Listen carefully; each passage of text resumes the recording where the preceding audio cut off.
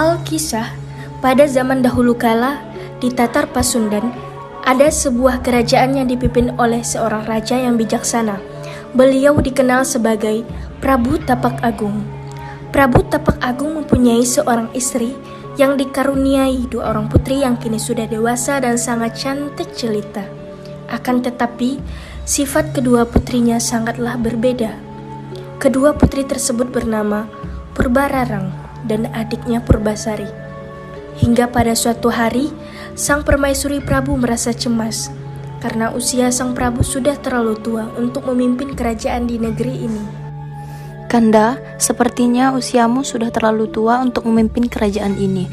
Bagaimana jika kita serahkan saja kerajaan ini kepada salah satu putri kita? Kamu benar, Dinda. Sebaiknya kita serahkan tata ini kepada Purbasari, putri kedua kita.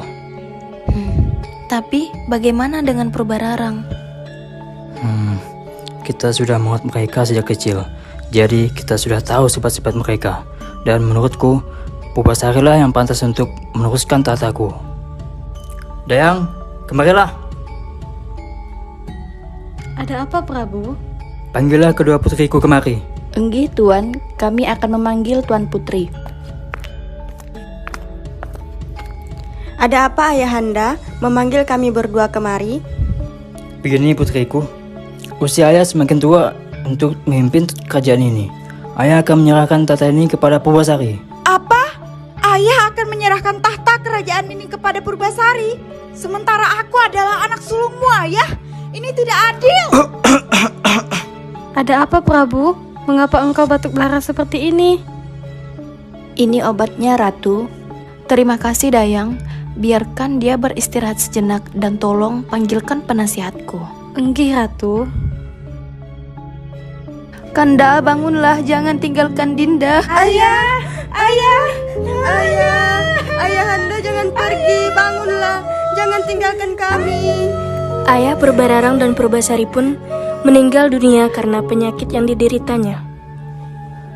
Akhirnya, setelah kematian Prabu Tapak Agung, seminggu sebelum penobatan Purbasari menjadi seorang ratu, Purbararang mempunyai niatan jahat untuk mencelakakan adiknya. Ia bersama tunangannya pergi untuk mencari seorang nenek sihir di tengah hutan, dengan harapan dapat membantunya dalam menjalankan niat jahat Purbararang untuk menggagalkan penobatan Purbasari sebagai seorang ratu kerajaan. Kakang, ayo cepet jalannya. Sabar Dinda, ini sedang jalan. Kakang, lihat, sepertinya kita telah menemukan rumah nenek sihir itu. Ayo kita ke sana. Iya Dinda, ayo kita ke sana.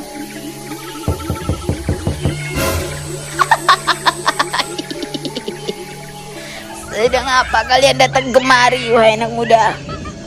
Dinda, ayo kita pulang saja Dinda. Jangan takut anak muda, aku tahu maksud kedatangan kalian kemari pasti ingin mencelakakan seseorang, bukan? Wah, nenek ini hebat sekali ya. Belum dikasih tahu maksud dan tujuan kita kemari, tapi nenek sudah tahu. Ambillah ini, berikan ramuan ini kepada Purbasari, maka dia akan mengalami kulit yang melepuh. Terima kasih, Nek. Ini ada kepingan emas untukmu. Setelah mendapatkan ramuan itu, Purbararang dan Indrajaya bergegas pulang menuju kerajaan. Hari pun sudah mulai gelap. Tiba waktunya untuk makan malam bagi keluarga kerajaan. Dayang pun menyiapkan makanan untuk santapan makan malam. Dayang, sudah siapkah makanannya? Enggih, Tuan Putri. Sebentar lagi makanannya siap. Tunggu sebentar ya. Sebentar, Dayang. Aku akan membantumu untuk menyiapkan makanan. Silakan, Tuan Putri. Tanpa sepengetahuan Dayang, Purbararang memberikan ramuan yang diberikan nenek sihir, dan Purbararang membawakan minuman menuju meja makan. Silahkan dinikmati adikku. Terima kasih, Kak. Mereka pun menikmati hidangan makan malam. Hingga keesokan harinya, di kerajaan Pusantar terdengar bau amis yang menusuk hidung. Ternyata bau amis dan busuk tersebut berasal dari kamar Purbasari. Pengawal, bau busuk dan bau amis apa ini? Bau ini berasal dari kamar Purbasari, Permaisuri. Tidak mungkin. Bau ini berasal dari kamar Purbasari. Purbasari adalah putri yang bersih dan wangi. Kalau begitu, mari kita ke sana untuk membuktikannya. Semakin dekat menuju kamar Purbasari, semakin tercium aroma amis dan busuk dari Purbasari. Sampai-sampai keluarga kerajaan pun hampir tidak kuat untuk mencium aromanya. Tuan Putri, bisakah bukakan pintunya sebentar? Aduh, bagaimana ini? Sudahlah, jangan terlalu lama. Mari kita dobrak saja pintu ini. Wah, ternyata bau itu berasal dari tubuh Purbasari, Bunda. Usir saja dia dari kerajaan ini daripada menimbulkan keresahan di masyarakat. Kau benar, Purbararang. Ratih, bawa dia pergi dari kerajaan ini sebelum rakyat mengetahui hal ini. Tapi Bunda, pergi kau. Kau tak pantas berada di sini. Ratih, cepat bawa dia pergi dari sini. Aku sudah tidak tahan mencium bau busuk ini. Baiklah Putri Purbararang, saya akan membawa Putri Purbasari pergi jauh dari kerajaan ini. Sang Ratih pun membawa Putri Purbasari ke hutan yang jauh dari pemukiman rakyat. Sampailah Ratih dan Purbasari di hutan. Sang Ratih pun membawa Purbasari ke gubuk yang ada di dalam hutan. Purbasari, tinggallah kau di sini. Bibi akan mengirimi persediaan makanan untukmu. Jagalah dirimu di sini baik-baik. Penderitaan ini akan segera berakhir. Bersabarlah. Iya Bibi, terima kasih atas semuanya. Pergilah, aku tahu kau pasti tidak kuat mencium bau busuk badanku ini. Sang Ratih pun pergi kembali ke istana. Di tengah hutan belantara, Purbasari hidup dengan damai yang ditemani oleh berbagai macam hewan. Di antara hewan tersebut ada seekor kera berbulu hitam yang misterius. Tetapi kera tersebut yang paling perhatian kepada Purbasari. Lutung Kasarung selalu menggembirakan Purbasari dengan mengambilkan bunga-bunga yang indah serta buah-buahan bersama teman-temannya. Pada saat malam bulan purnama, Lutung Kasarung bersikap aneh. Ia berjalan ke tempat yang sepi, lalu bersemedi. Ia sedang memohon sesuatu kepada Dewata. Tidak lama kemudian, tanah di dekat Lutung merekah dan terciptalah sebuah telaga kecil. Airnya jernih sekali. Airnya mengandung obat yang sangat harum. Dan keesokan harinya, Lutung Kasarung menemui Purbasari dan memintanya untuk mandi di telaga tersebut. Apa manfaatnya bagiku?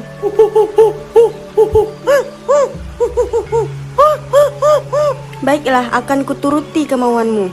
Akhirnya, Purbasari menceburkan dirinya ke telaga. Tak lama setelah ia menceburkan dirinya, sesuatu terjadi pada kulitnya. Kulitnya menjadi bersih seperti semula dan ia menjadi cantik kembali. Wah, kulitku kembali seperti semula.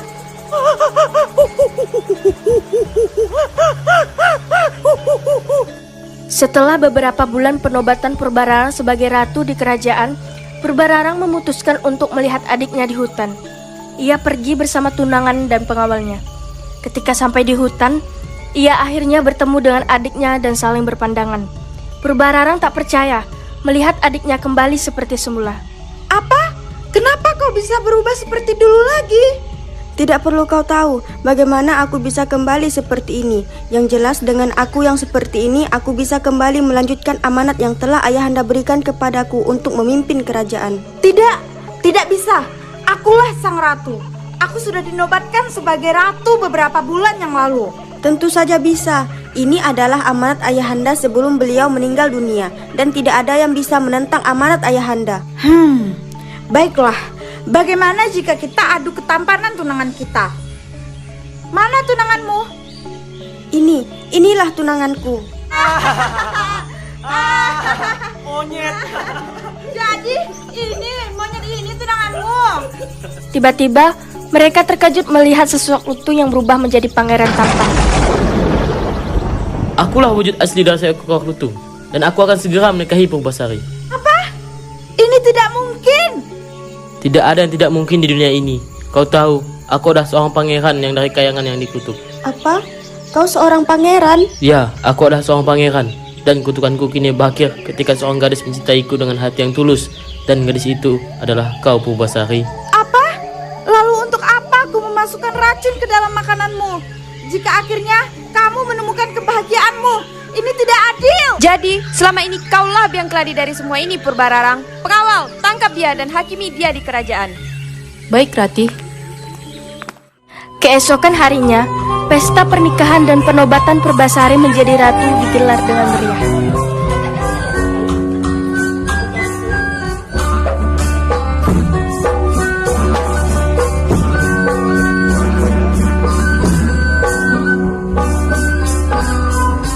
Purbasari, maukah kau menikah denganku dan bahagia bersamaku? Tentu pangeran, aku bersedia kau persunting. Kalian sekarang sudah resmi menjadi sepasang raja dan ratu. Semoga kalian hidup bahagia. Akhirnya, Purbasari dan Lutung Kasarung hidup bahagia di kerajaan.